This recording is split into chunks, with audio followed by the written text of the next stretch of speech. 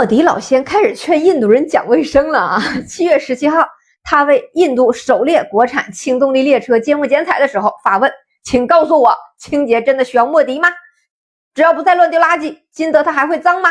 你这话说的，要不是你这么讲话，印度群众是一点也没觉得自己不卫生啊。总理大人，您不能因为车用的是氢气，你就嫌大伙儿埋汰呀。那以后要是日本承诺的那个早期能源有眉目了，你还得感谢大伙儿的造粪能力呢。老先发言的时候还进一步强调，清洁将成为我们的本性，清洁将成为我们的文化，我们将让清洁成为日常生活的一部分。那不然呢？我就不知道各位怎么理解这个话。就在我的阅读理解看来，好像就他们的日常生活文化和本性里就没有清洁这一趴啊，以至于让总理都这么苦口婆心的号召。再联想到印度军工最大的隐患是那个常年无人清理的化粪池，好像也很合理。而就在印度这89公里长、最快能跑75迈的氢能列车投入使用的这个节点，日本在隔壁呀，那是跳起来骂。7月15号，曾在石破茂内阁担任法务大臣的木原秀树在 X 网站上发文称，被视为日印合作旗舰项目的这个印度首条高铁进展坎坷的原因，100%都怪印度不守信用，蛮不讲理。那木原秀树呢自己现身说法，说我自己曾亲自参与了印度高铁项目，在各类国际会议与谈判场合，印度方面反复展现出了蛮不讲理格外突出，他们根本就不遵守任何约定，就算敲定的协议也转眼就反悔，从头到尾就只顾着主张自身的利益。主管该项目的官员尤其过分，高层都是这般作风，根本不可能拿成正经的合作交易。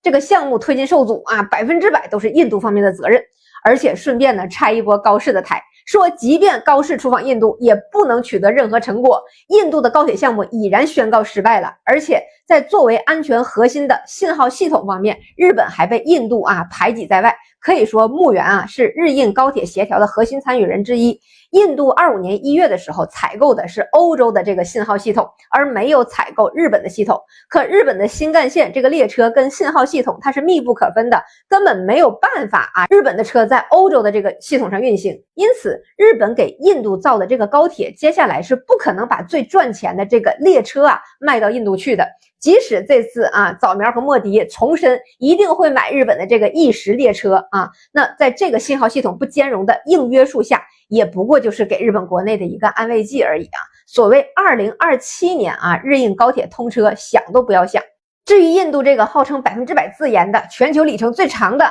这个氢燃料铁路项目，实际上最核心的燃料电池全部是从加拿大进口的，印度组装怎么不算印度制造呢？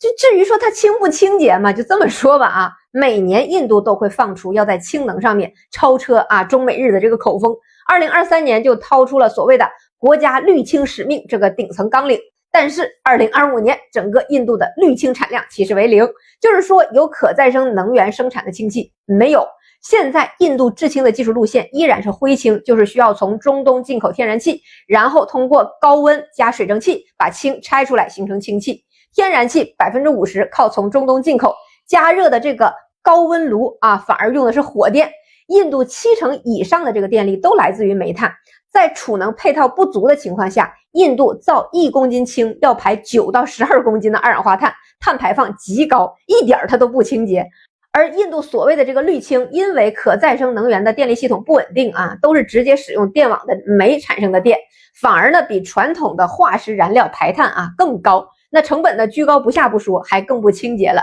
那有些消息灵通的小可爱就说了，今年6月印度还搞了个全球首座这个核热制氢的这个示范设施呢。这个怎么说呢？印度弄个化工厂都差点把自己的化工业给崩上天去。苏制的战斗机那么抗造的东西修一架摔一架。印度作为全球核电占比最低的国家，一时间我都不知道重点是应该说印度搞核电容易把自己给崩了，还是说他一竿子支出去30年的这个建造周期约等于拉倒。不是所有的国家都有100年大计的，就印度那个零零碎碎的电网，一天没连利索连稳定，啥可再生能源和清洁能源都白扯。说一个奇葩的数据印度全国输配电损耗率高达 21.3% 到 50%， 全球的平均损耗只有 8.7%， 我国是 6.75%， 现在还在连年的降低。为啥印度的损耗那么大呢？因为40%的电路严重老化，夏季动不动就高温起火，然后区域性停电，任何稍微上点档次的工业生产都来不了这个。那为什么不升级一下设备呢？